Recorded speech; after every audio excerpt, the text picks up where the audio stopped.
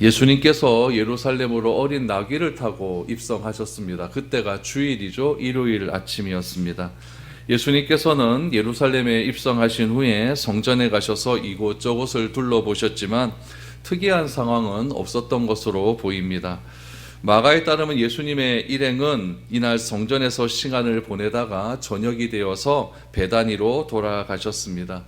그리고 그 다음 날 다시 성전으로 들어가십니다. 오늘 성전으로 들어가신 이 일이 바로 오늘 15절 말씀입니다.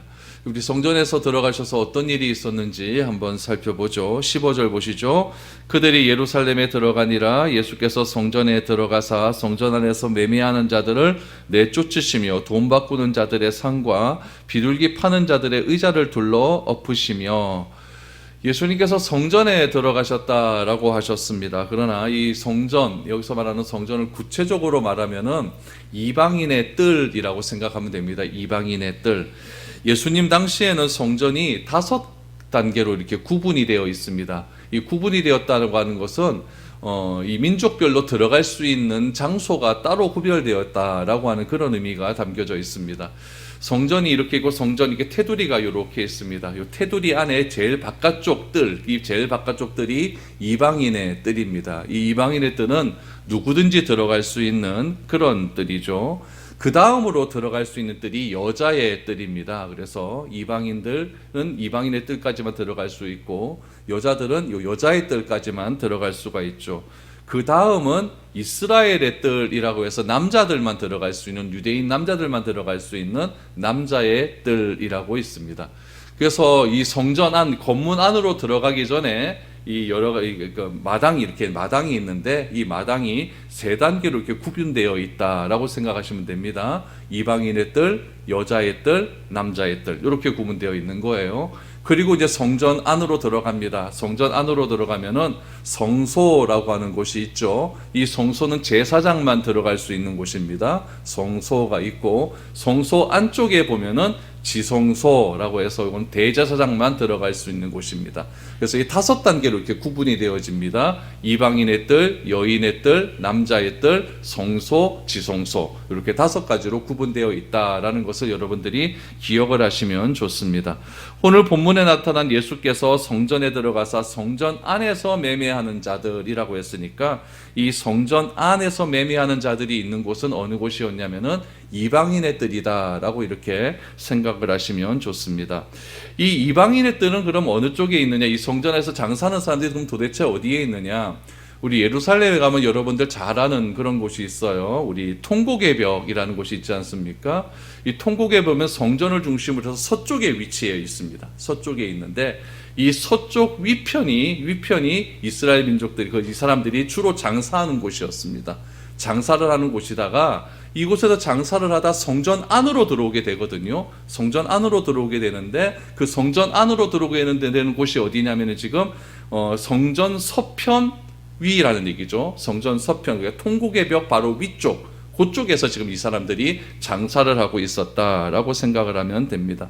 원래는 성전 바깥쪽, 서쪽 바깥쪽에서 장사를 했는데 장사하는 사람들이 돈을 좀 더 벌기 위해서 성전 전체를 관리하는 사람들이 있지 않겠습니까? 그 대표적인 관리하는 사람들이 사두개인들이 관리했고 성전을 전체적으로 총괄하는 사람들은 대제사장들입니다. 제사장 무리였는데 이 사람들과 이제 밀접한 관계를 맺는 것이죠. 우리가 좀 더 안으로 들어가서 좀 장사를 하고 싶습니다. 그럼 어떻게 해야 되겠습니까? 그 사람들에게 돈을 좀 지어주면 되겠죠. 그래서 한 사람 두 사람 이게 사두개인들과 제사장들에게 돈을 지어주다 보니까 성전 바깥쪽 서편에 있다가 이제 안까지 들어오게 된 것이죠. 그 안이 어디냐면은 이방인의 뜰까지 들어오게 되었다라는 것이죠.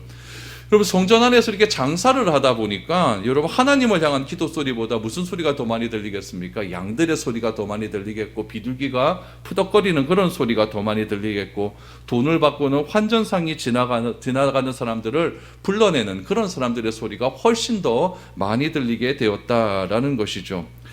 당시 시장은요 예루살렘을 순례하는 사람들에게는 매우 요긴한 곳이었습니다. 왜냐하면 이 순례객들이 이곳에서 제사에 드리는 용품을 구매했기 때문에 그렇습니다. 이스라엘 사람들은 하루에 3번, 1년에 3번씩, 특별히 남자들은 1년에 3번씩 20세 이상 되는 사람들은 꼭 예루살렘에 와서 우리 하나님께 예배를 드려야 됩니다. 그 예배를 드리기 위해서는 제물이 있어야 되는 것 아니겠습니까? 그럼 제물을 집에서 이렇게 가지고 오는 것이죠. 집에서 가지고 와서 예물을 드리기 전에, 제사 드리기 전에 제사장에게 이 예물이 합당한 예물인지를 판결을 받습니다.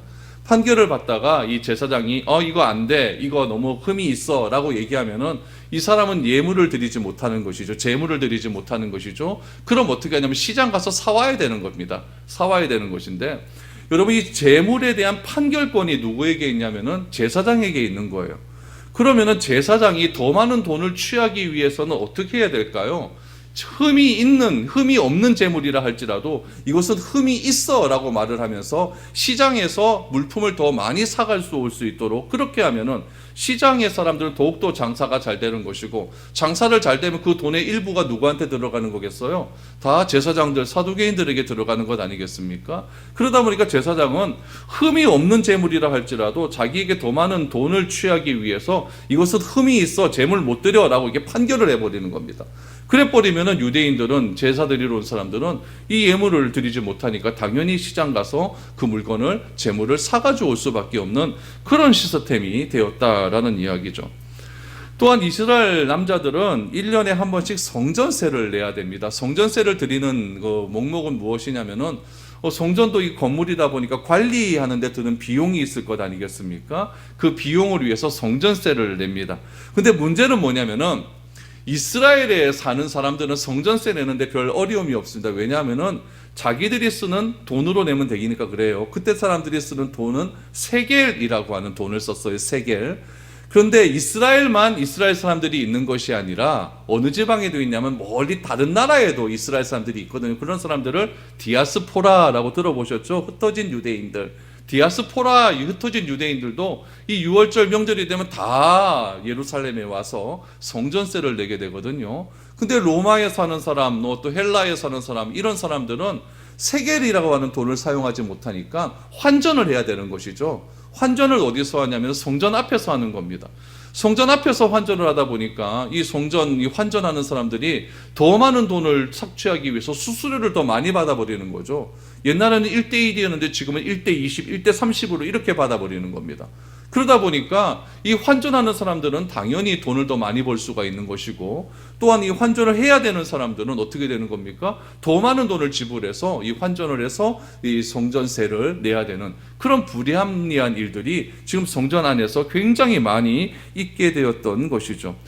그러다 보니까 이 성전에 와서 예배를 드리는데 무엇이 더 중요하게 여기냐면은 성전에 들어왔으면 예배를 드리는 것이 더 중요한 것 아니겠습니까? 그런데 이 성전 드리러 오는 사람들이 괜히 부담이 되는 거예요, 이제는요. 왜 부담이 되냐면은 이 돈이 부담이 되는 거 아니겠습니까? 내가 집에서 키우던 거 흡없는 초태생 양 한 마리 갖고 와서 예배 드리면 됐는데 이거 가지고 들어와 봐요. 또 제사장이 이거 안 돼 라고 말을 하면 또 더 비싼 돈을 주고 양을 사야 되는 것 아니겠습니까? 거기서 드는 돈도 부담이 될 것이고, 또 환전하는 데서 또 부담이 되는 것이고, 굉장히 마음 가운데 예배 드리러 오는데 부담되는 마음들이 굉장히 많아졌다라는 이야기죠.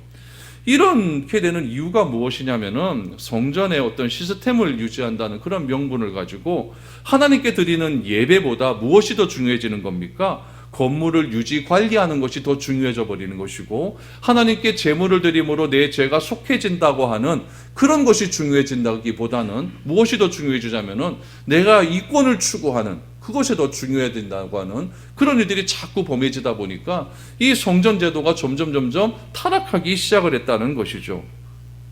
그럼 여러분 보세요. 예루살렘에 명절마다 오는 사람들은 이 엄청난 폭리 뒤에 상인과 이 성전을 관리하는 제사장들과 사두개인 간에 검은 거래가 있다는 건 다 알고 있어요. 이런 불법적인 거래를 하고 난 다음에 하나님께 제사를 드리러 가는 겁니다. 그럼 그 제사가 온전한 제사가 될 수 있을까요? 이건 잘 안 되는 거죠. 하나님을 향한 순전한 마음이 생길 수가 없는 것입니다. 예루살렘에 오는 순례객들은 어떤 사람들이었냐면 가난한 사람들이 많아요.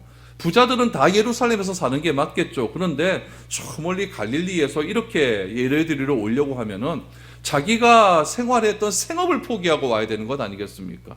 생업을 여러분 하루 이틀 포기합니까? 갈릴리에서 예루살렘까지 걸어서 올라가려면 꼬박 한 일주일은 걸려서 와야 되는 것이고, 그 일주일치 일당 다 날아가는 것이고, 또 다시 생업을 시작하려고 하면 또 준비하는 기간들이 있고, 이러다 보니까 굉장히 심적으로 부담감이 있지만 그래도 하나님 말씀에 순종하려고 하는 그런 마음으로 생업을 포기하고 이렇게 온다는 이야기죠. 그런데 자기는 생업까지 포기해가면서 이 예루살렘에 왔는데, 예루살렘에 딱 와서 보니까 부당한 현실들이 자기에게 막 부딪혀 오는 거죠. 그러면 무슨 마음으로, 무슨 순전한 마음으로, 무슨 경건한 마음으로 예배를 드릴 수가 있겠습니까? 예배를 드린 후에는, 제사를 드린 후에는 어려도 내가 모든 것을 포기하고 어려운 가운데 왔다, 그러나 하나님의 은혜로 죄 씻음의 은혜를 내가 받았다라고 하는 은혜를 받고 가면은 그래도 좀 나을 것 아닙니까? 그런데 이거는 그런 것도 없습니다. 은혜를 체험할 수 있는 기회도 없고, 또 그 제사를 집례하는 제사장들, 그 제사장들은 순전한 마음으로 제사를 드릴 수 있을까요? 그들의 생각 속에는 오로지 돈밖에 없는데요.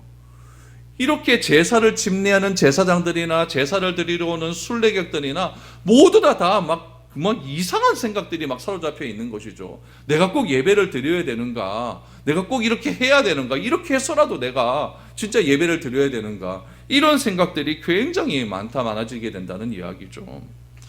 우리들도 마찬가지입니다. 우리들도 예배를 드리러 오는 이 마음가짐이 중요하다는 이야기죠. 순전한 마음으로 예배를 드리러 왔으면 우리가 이 예배를 통하여서 하나님께 찬양하고 기도하며 말씀 들으면서 내가 어떤 마음가짐으로 살아가야 될 것인가 라고 하는 결단을 드리고 가면은 그래도 내가 결단하고 이 시간 온 것이 그렇게 시간이 아깝지가 않은 거예요. 근데 예배 드리러 왔는데 설교는 뭐 이상하게 하고 찬양도 이상하게 되고 뭐 기도도 잘 안 되고 이래버리면 내가 이런 마음을 꼭 예배 드리러 와야 되는가? 이런 생각이 들기 시작하면은 여러분, 우리의 믿음 다, 신앙은 다 날아가 버리고 마는 겁니다. 그러니까 중요한 것은 무엇이냐면 우리의 마음가짐이 중요한 거예요. 내가 예배 드리러 올 때 그 마음가짐도 중요한 것이고, 예배 드리는 이 시간, 이 자리에서 예배 드리는 그 마음가짐도 중요해야 내가 투자한, 내가 드리는 이 시간이 헛되이 되지 않는다는 이야기죠. 그런데 그 당시, 예수님 당시에는 그 시간이 완전히 다 헛되이 버리는 것이고, 내가 뭐 아낌없이 드린다고 할지라도 그 드림이 다 이게 어떻게 되는지 모르겠다라고 하는 혼란스러움만 이렇게 되었다는 이야기죠. 이렇게 예배드리기 위한 절차가 더 중요해지고 재물이 더 중요해지면은 예배에 대한 본질이 다 사라져버리고 마는 것입니다. 그런 상황에서 예수님께서 어떻게 처리를 하셨는가 보시기 바랍니다. 16절 17절 보시죠. 아무나 물건을 가지고 성전 안으로 지나다님을 허락하지 아니하시고 이에 가르쳐 이르시되 기록된 바 내 집은 만민이 기도하는 집이라 칭함을 받으리라고 하지 아니하였느냐. 너희는 강도의 소굴을 만들었도다 하시매 라고 말합니다.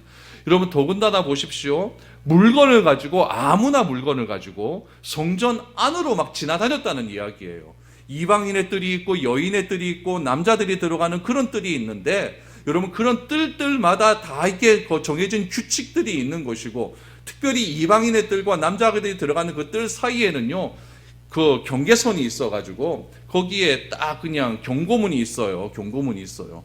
여기 들어가다가 죽어도 아무 책임이 없다라는 것, 이런 경고문까지 있는 것이죠. 그러니까 여러분, 성전 안에서는 철저한 규칙과 규범에 따라서 하나님이 만드신 제도에 따라서 움직여야 되는데, 돈 벌기 위해서 아무 물건을 가지고 성전 안으로 지나다녔다라는 것은 굉장히 이거는 심각한 일입니다. 특별히 여러분, 그 당시에 1년에 3번씩 예배드리는 그 당시에 그 시기마다 특권을 누리는 특권층들이 있었어요. 누가 더 특권층을 누리겠습니까? 성전에 있는 사람들과, 높은 사람들과 더 친밀한 관계를 가진 사람들은 더 많은 특권을 누릴 수밖에 없는 것이죠. 여러분들도 보세요. 우리도 시장 같은 데 딱 이렇게 가다 보면은 우리가 들어가는 입구 바로 맞은편, 또 맞은편, 요 입구 요쪽에 있는 사람들이 장사가 잘 될 것 아닙니까? 저쪽 구석에 있는 사람은 장사 잘 안 되잖아요. 그러니까 이때도 마찬가지죠. 사람이 많이 지나다니는 그 위치에 내가 자리를 펴고 앉는 사람들이 장사가 잘 되는 거죠. 그렇게 해서 예루살렘에서 먹고 사는 사람들이 기록에 보니까 얼마나 되었냐면 예루살렘 인구의 20%예요. 그럼 여러분 보세요. 예루살렘의 인구의 20%가 그때 그 시즌을 맞이해서 내가 1년 먹고 하는 장사를 하게 되는데 예수님께서 그 일을 지금 못하게 하시는 겁니다. 16절에 아무 물건을 가지고 성전 안으로 지나다님을 허락하지 않았다라는 것입니다. 그러면은 그것 가지고 먹고 다니는 사람은 예수님이 좋겠습니까? 싫겠습니까? 이건 싫은 거예요. 싫은 거예요. 왜 우리가 먹고 사는 일에 당신이 간섭하느냐? 이렇게 하는 거죠. 다시 말하면 그 예루살렘의 20%의 사람들은 그것 가지고 먹고 사는데 예수님이 못하게 하면 이거는 생계가 위협받는 일 아니겠습니까? 그럼 예수님이 싫어지는 거죠.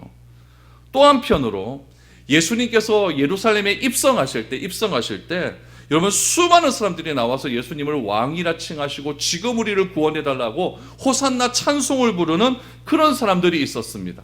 그럼 그런 사람들은 예수님의 지지 기반들 아닙니까? 지지층들이었다는 거예요. 근데 예수님께서 성전 안으로 들어가는 것을 허락하지 않는 순간 예수님을 지지했던 그 사람 중에 성전 안에서 먹고 사는 사람들은 예수님이 싫어지기 시작하겠죠. 그러니까 이거는 예수님이 사람들을 적으로 만드는 일이었다는 거예요. 성전 안으로 들어가는 것을 허락지 않으신 거예요. 왜 그럼 예수님께서 사람들을 이렇게 자신들의 적으로 만드는 일을 그렇게 예수님께서 친히 하셨을까요? 이유는 딱 하나입니다. 예수님은 사람들의 환호와 찬송보다 더 중요한 것이 있다는 거죠. 그것은 무엇입니까? 내가 이 땅에 온 목적이 있다는 거예요.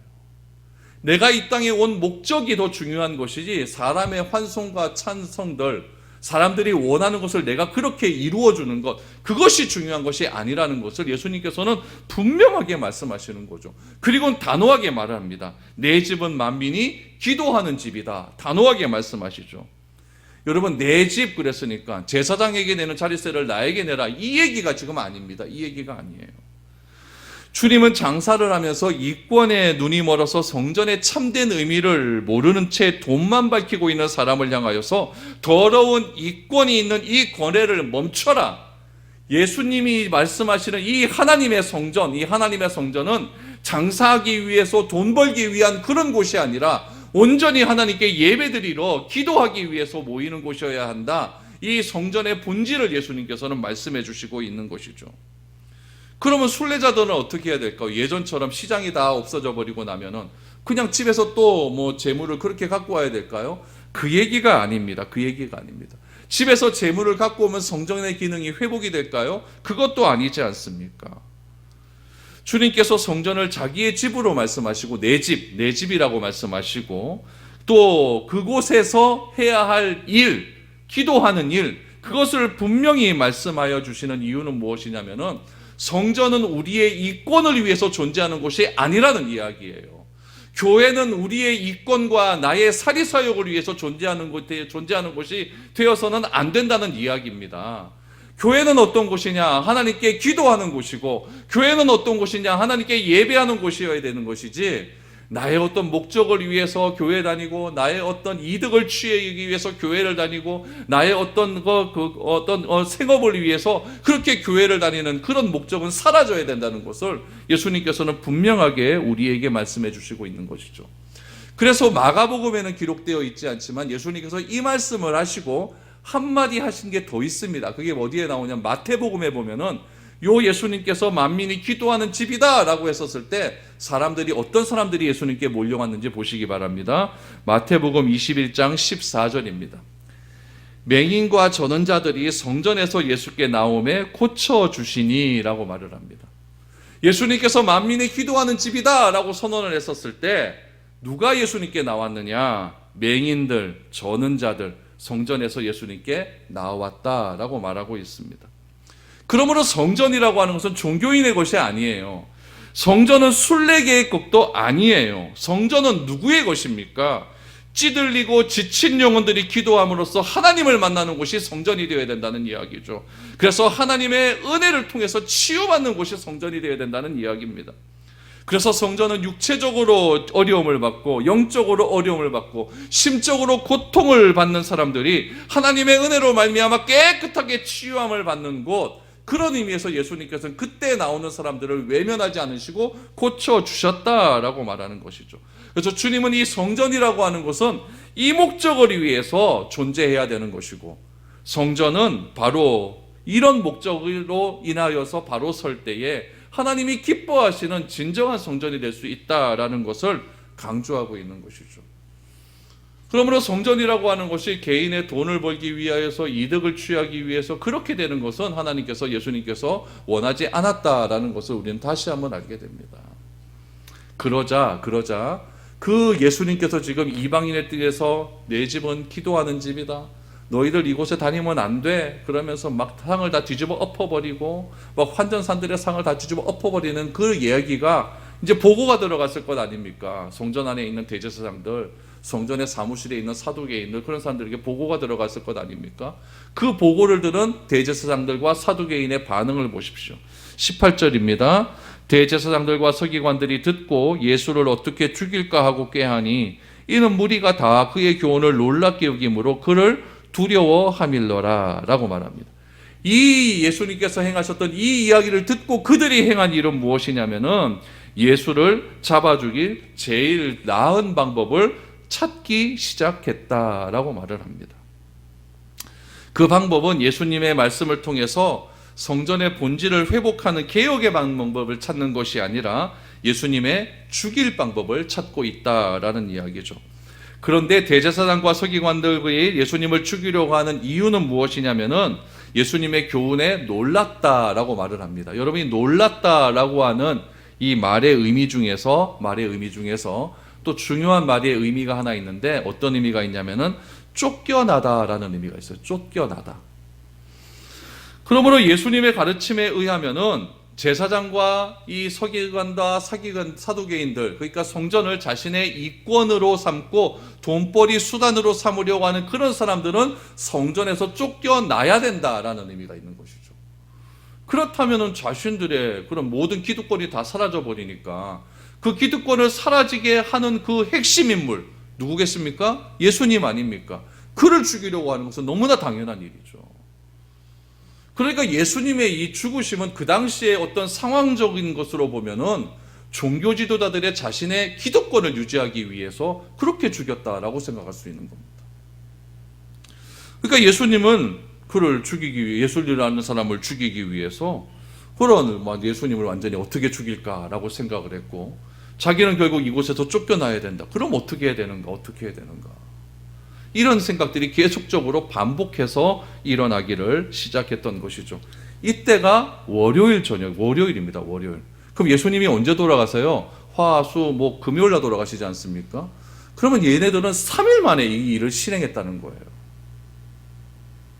얼마나 빠릅니까? 자신의 이득을 취하기 위한 그 행동들이요. 돈의 위력이 이런 거라는 이야기예요. 사람 하나 죽이는 거는요, 일도 아닙니다. 일도 아니에요. 예수님께서는 이 일을 다 이렇게 행하신 다음에 다시 이제 베다니로 돌아가셨습니다.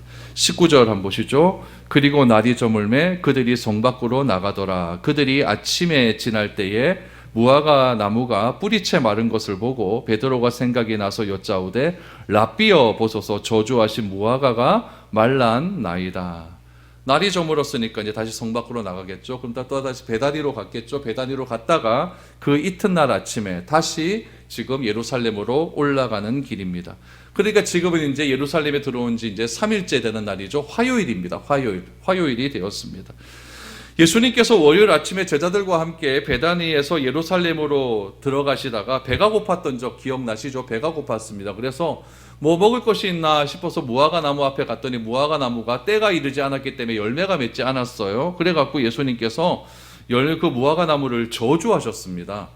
우리 20절에 보니까 아침에 지나갈 때에 그랬으니까 이날은 무슨 요일? 화요일 오전입니다. 화요일 오전에 예루살렘으로 올라가기 위해서 또 그 길로 걸어가신 거죠. 그러니까 예수님께서 주무신 곳은 베다니가 틀림이 없어요. 베다니가 틀림이 없고 베다니에서 벳사게를 지내서 예루살렘으로 이렇게 통과하는 그 길은 늘 언제나 있었던 길입니다. 이렇게 지나가다 보니까 무화과 나무가 말라 죽은 것이죠. 그것을 누가 보았습니까? 베드로가 본 거죠. 베드로가 보서 말하는 겁니다. 보십시오. 무화과 나무가 죽었습니다. 저주하신 무화과 나무가 죽었습니다. 그런데 여러분 죽었습니다. 그럼 예수님께서 무슨 또 특별한 이유를 얘기해 주셔야 될 것 같은데 22절 말씀을 보시면 생뚱맞은 이야기를 하십니다. 22절 보시죠.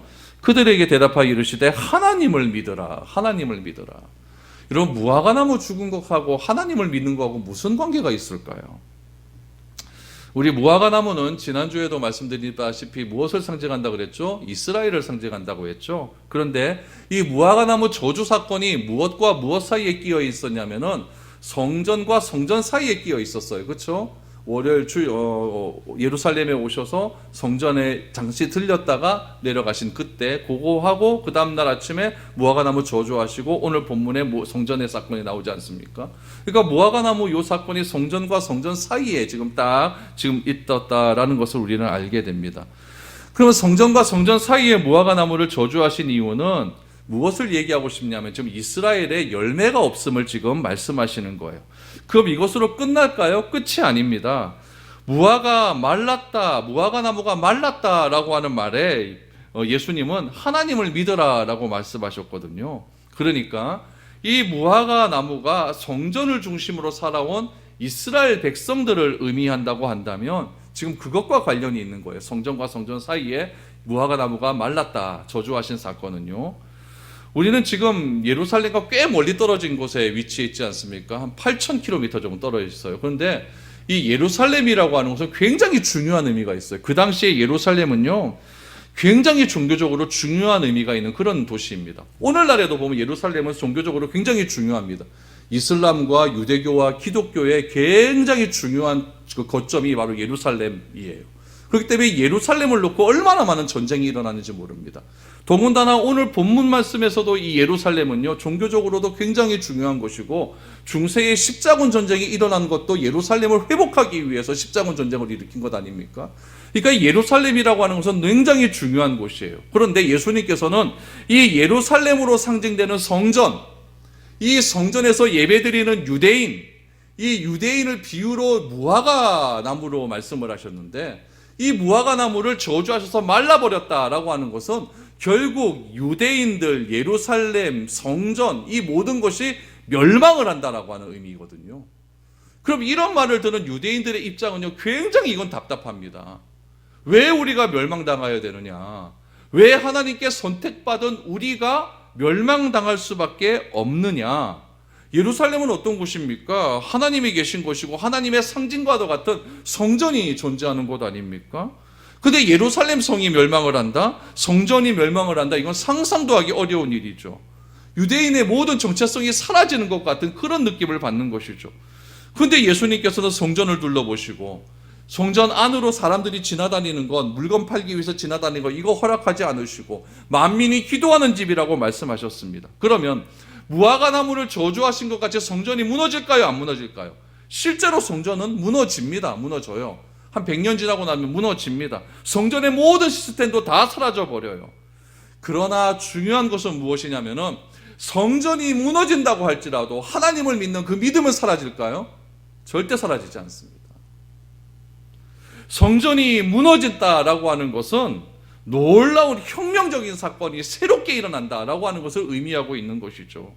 과거에는 그 믿음이 어떻게 이루어졌냐면은 예루살렘 성전과 그 성전에서 예배드릴 수 있는 유대인 혈통을 가진 사람들, 다시 말하면 아브라함의 후손들을 통하여서 믿음은 이어진다, 이렇게 생각을 했어요. 그러니까 성전은 중요한 거예요. 그러니까 나는 유대인의 자손이다, 나는 아브라함의 자손이다, 우리의 조상은 아브라함, 이삭, 야곱, 이것이 그렇게 중요한 것이죠. 그런데 그것으로 대변되는 성전이 무너진다? 이제 그것이 끝이라는 거예요. 그렇게 믿음이 이어지는 것이 아니라 이제 새로운 혁명적인 믿음은 어떻게 이루어지는 것이냐? 예수를 믿는 자들이 하나님을 아버지로 부르는 새로운 혁명의 시대, 새로운 믿음의 시대로 새롭게 개편될 것이다.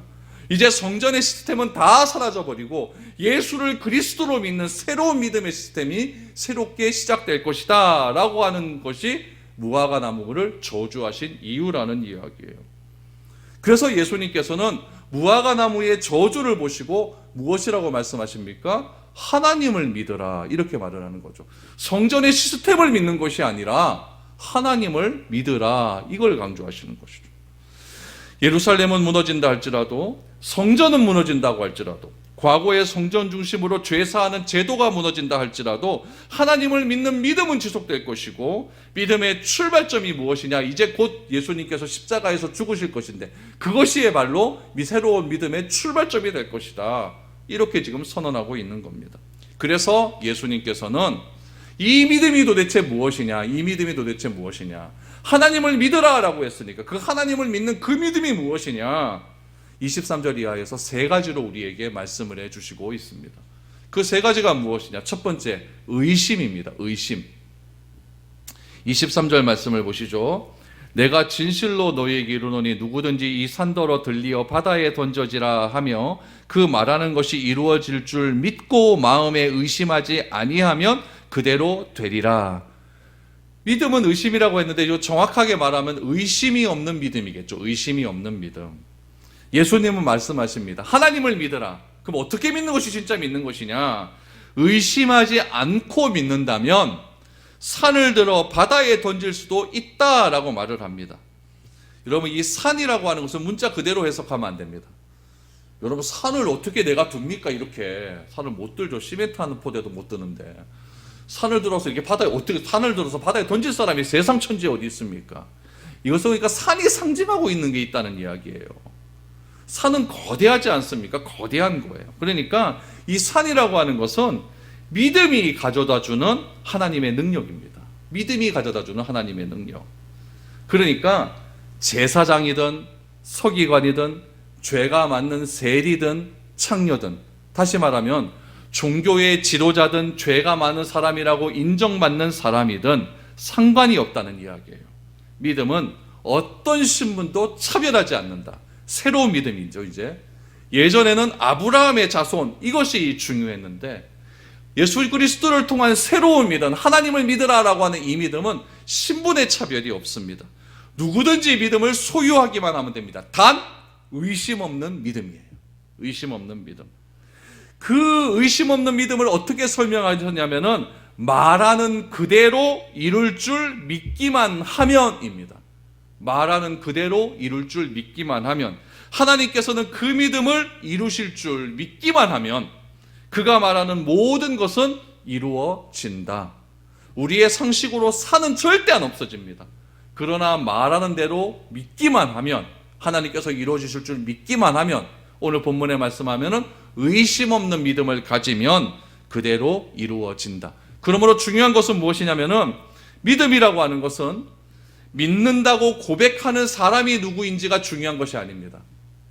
누가 중요하냐? 믿음을 주시는 하나님이 중요하다는 거예요. 하나님을 믿으라라고 했지, 하나님을 믿으라고 했지, 다른 대상을 놓고 믿으라고 하지 않았어요.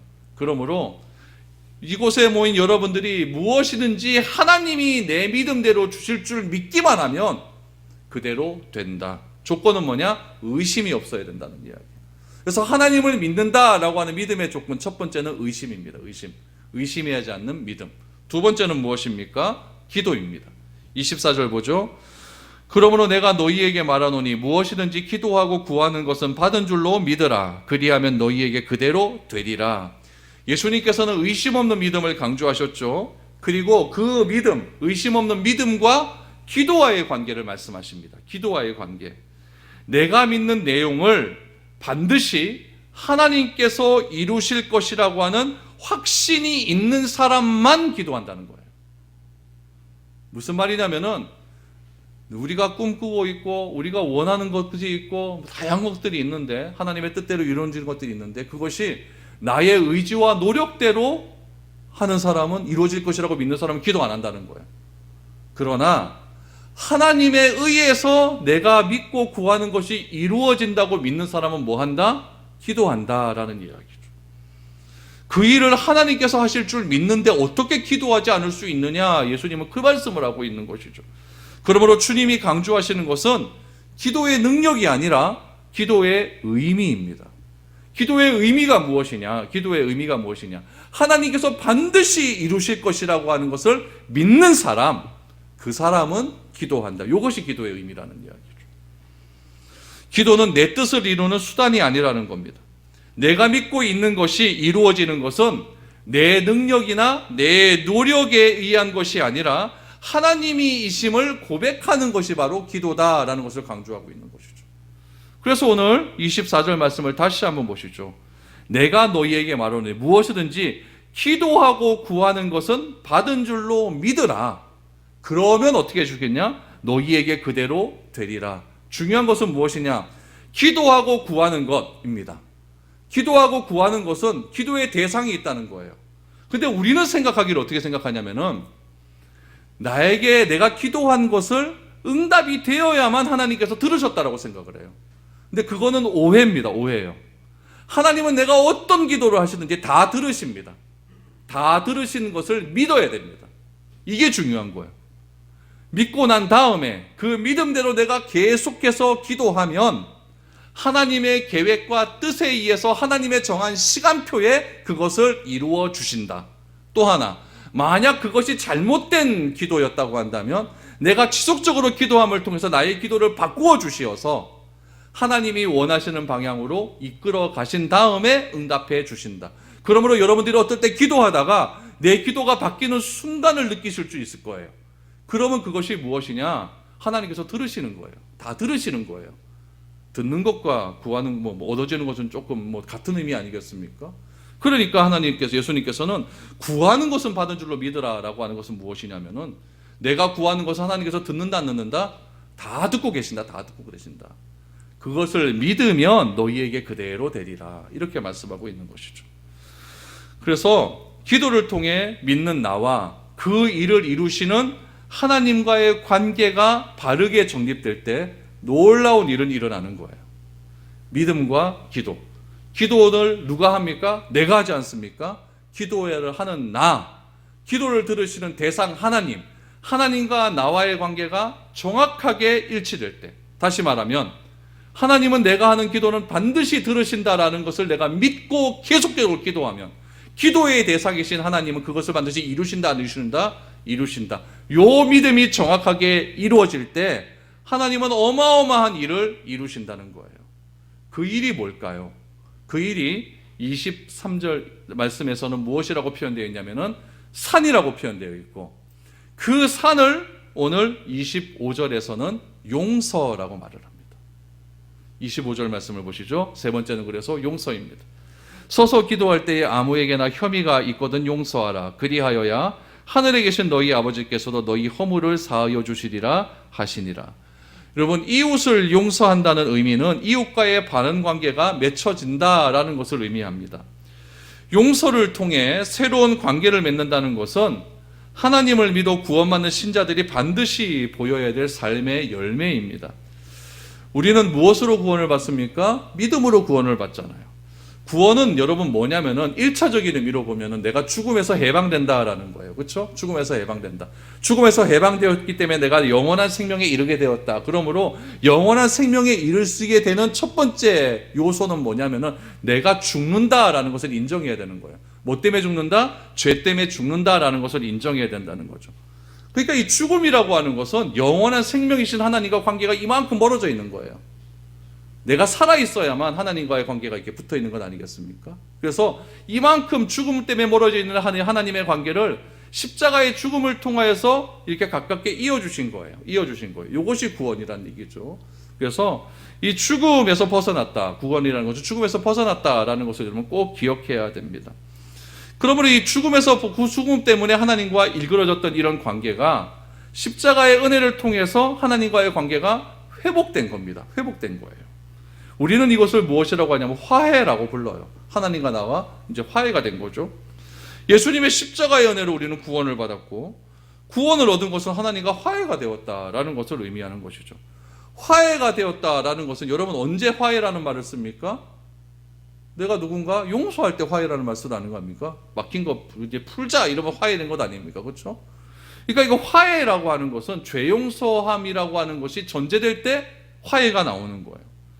하나님은 예수님의 십자가의 은혜를 통해서 우리를 뭐 해주셨냐면 용서해 주셨거든요. 용서해 주셨어요. 그러므로 우리는 예수님 안에서 무엇을 경험했냐면 용서를 경험한 사람입니다. 용서를 경험했기 때문에 우리는 이 죽음의 모진 사망의 고통에서 우리는 해방을 받아서 무엇에 이를 수 있었다? 구원에 이를 수가 있는 거예요. 이제 예수님은 말씀하십니다. 이 용서의 경험이라는 것이 이제는 나를 넘어서 이웃과의 관계로 확장되어져 가야 된다라는 것을 말하는 거죠. 여러분, 사랑은요 누가 할 수가 있냐면은 사랑받아 본 사람이 할 수 있습니다. 맨날 아버지한테 구박받고 아버지한테 핍박받고 아버지한테 때려 맞고 막 이런 분들은요, 아버지에 대한 굉장히 트라우마가 있기 때문에 자기가 아버지가 돼서도 자식 사랑할 줄 몰라요. 이런 것들이 있어요. 진짜요.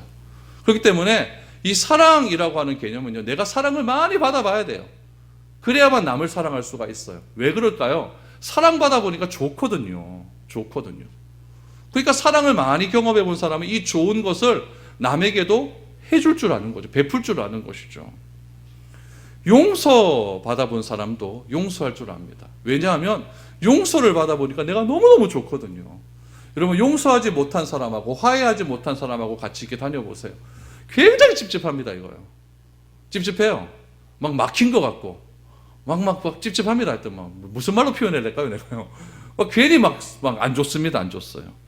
그러니까 용서하지 못하는 사람과 같이 있는다는 것은 자유를 못 누린다는 거예요. 굉장히 자유롭지를 못합니다. 그래서 용서해라 라고 말을 하면은 차라리 어떤 사람은 어떻게 얘기하냐면은 내가 용서하는 것보다 내가 죽는 게 낫다, 이렇게 말하는 사람도 있어요. 그만큼 용서는 힘든 거예요. 여러분 막 괴롭히는 사람 용서하려고 해보세요. 용서가 되나? 그거 잘 안 됩니다. 그래서 어떤 분은 내 눈에 흙이 들어갈 때까지 내가 그 사람 절대 용서 안 한다, 이렇게 말하는 사람도 있어요. 그러니까 용서의 개념은 굉장히 힘든 개념입니다. 그런데 오늘 본문 말씀에 의하면은 이 용서라고 하는 산은 무엇에 의해서 가능하냐? 믿음과 기도에 의해서 가능하다라고 이렇게 설명합니다. 수학적으로 여러분 계산을 하면 믿음 플러스 기도는 용서다, 이렇게 말할 수가 있는 거예요. 용서는 믿음의 사람이 기도를 통해서 나올 수 있는 열매다, 이렇게 생각하시면 됩니다. 여러분, 믿음은요, 산을 옮길 수 있는 능력이 있다라고 말하고 있습니다. 믿음은 내가 중요한 것이 아니라 믿음을 주시는 하나님이 중요한 것이죠. 그러므로 산을 옮기는 능력을 하나님께서 나에게 주신다는 것을 믿는 자는 뭐 하게 됩니까? 기도하게 되는 거예요. 하나님이 하신다는 것을 믿는 사람은 기도하게 됩니다. 왜냐하면 내 능력으로는 산을 옮길 수 있는 능력이 없기 때문에 그렇습니다. 용서는 무엇이냐? 내 안에 있는 산을 옮겨버리는 겁니다. 내가 할 수 있는 일이 아니에요, 용서는요. 그러나 내 안에 용서는 하나님께서 하신다고 하는 믿음이 있는 자는 그때부터 뭐 하기 시작하냐면 기도하기 시작을 합니다. 그래서 하나님, 내가 할 수 있는 일은 아닙니다. 한 사람을 용서하는 일은 내가 할 수 있는 일은 아니지만 하나님이 하시는 일이 용서라고 하는 일이라는 것을 내가 믿는다면, 내가 믿습니다. 믿는다면 하나님, 내가 오늘 이 시간부터 기도하겠습니다. 그 용서를 예수님의 십자가를 통해서 내가 경험하게 하신 것을 믿는다면 여러분, 우리는 용서 때문에도 기도할 수 있다는 거예요. 그래서 내가 용서하는 것이 아니라 어떤 대상이 있는데 그 대상을 내가 용서하시는 것이 아니라 하나님의 용서를 나를 통해서 드러나게 하시는 것, 그것이 용서입니다. 용서는 내가 할 수 있는 게 아니에요. 죽어도 나는 못합니다. 그러나 하나님께서 하시는 일을 나를 통해서 드러나게 하시는 것, 그것이 용서다. 이해되십니까? 이게 용서예요. 그래서 용서를 통해 우리는 하나님의 그 사랑을 이웃 간의 사랑으로 확장할 수가 있는 겁니다. 확장할 수가 있고, 그곳에서 무엇이 이루어지느냐? 하나님 나라는 이루어집니다. 여러분, 한 사람 한 사람 모두는요, 하나님의 용서에 의해서 예수를 믿기로 결심한 사람들입니다. 그 결심한 사람들이 이곳에 모였어요. 그렇기 때문에 이곳은 무엇이 되냐? 하나님 나라가 돼요. 근데 여러분들이 용서하지 못하는 사람이 존재했는데 그 사람을 여러분들의 기도를 통해서 용서가 가능하게 됐다. 그럼 여러분과 그 사람과의 관계는 하나님 나라가 이루어지는 거예요. 그것이 용서고 그것이 하나님 나라를 확장할 수 있는 유일한 방법이라는 이야기입니다. 세상의 나라는 권력과 힘을 통해서 자신의 나라를 확장하려고 합니다. 그러나 하나님의 나라는 예수님의 십자가의 죽음을 통해서, 그 용서라고 하는 것을 통해서, 믿음과 기도라는 것을 통해서 하나님 나라는 확장될 수 있는 것입니다. 저는 과거에 이 본문을 대하면서 기도와 믿음의 능력에 관한 말씀이라고 많이 배웠습니다. 설교 시간에도 그렇게 많이 들었습니다. 그래서 믿음이라고 하는 것은 역사하는 힘이 크기 때문에 여러분 열심히 기도하십시오, 이렇게 여러분 설교를 들었습니다. 그리고 기도할 때 의심하지 말고 기도해야 되는 이유에 대해서도 배웠습니다. 그런데 그 산이 무엇인지에 대해서는 저는 구체적으로 설교를 듣지를 못했어요. 산이 도대체 뭘까? 그런데 오늘 본문의 말씀을 제가 연구하면서 산은 용서구나.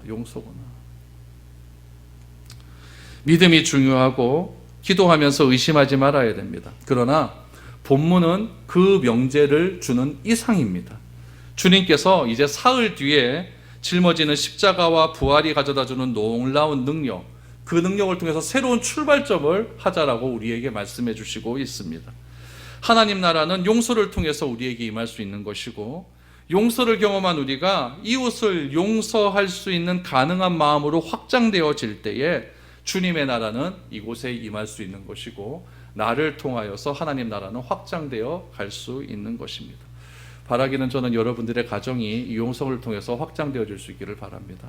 여러분들의 이웃과 또 여러분들의 직장에서의 모든 삶이 이 용서를 통해서 확장되어질 수 있기를 바랍니다. 그럴 때 여러분이 처한 그곳에서 진정한 자유를 체험할 수 있게 될 것입니다. 믿음을 갖는, 기도하는, 용서하는 내가 중요한 것이 아니라 그것을 주시는 하나님이 중요하다라는 사실을 기억하시고, 오늘 22절의 말씀, 무화과 나무의 저주를 보면서 왜 하나님을 믿으라 라고 하신 그 예수님의 말씀의 의미를 바르게 깨달아서 우리도 오늘 이 시간부터 용서에 대한 기도를 다시 한번 실천하여서 산을 옮길 수 있는 그런 체험을 우리 모두가 경험할 수 있게 되기를 주님의 이름으로 축복드립니다.